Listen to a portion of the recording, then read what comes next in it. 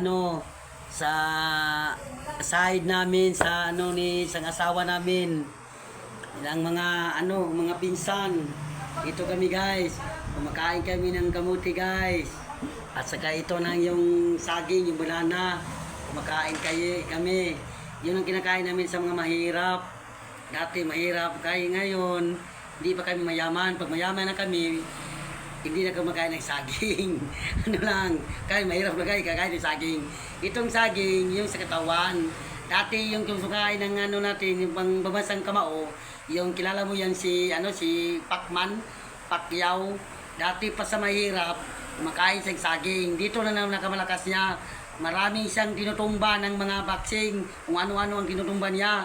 Kung ibang-ibang lungsod, ibang-ibang yung bansa, binabagsak ni Pacquiao kasi ito lang nakapatigas siya sa katawan niya. Dito, sulit ang katawan niya, maraming binabagsak. Ngayon, hindi na siya bumabagsak kasi kung mayaman na siya, binakain na siya ng mga manok, mga hindi na siya matanda na kasi ito lang, binakain na saging. Oh. Kain na tayo guys, masarap tong saging guys, matamis to. Galing to galing to dito sa aming pinsan namin dito. Okay guys, kain tayo guys. Masarap dito guys. Talap. Masarap to. Ito, kamote, pagtambal ng yung manimaw, yung Tagalog, yung manimaw mo, utot mo. Ito na itong kamote. Pero ba't kami yan? Makano yung sa yung sa ita mo, yung tae.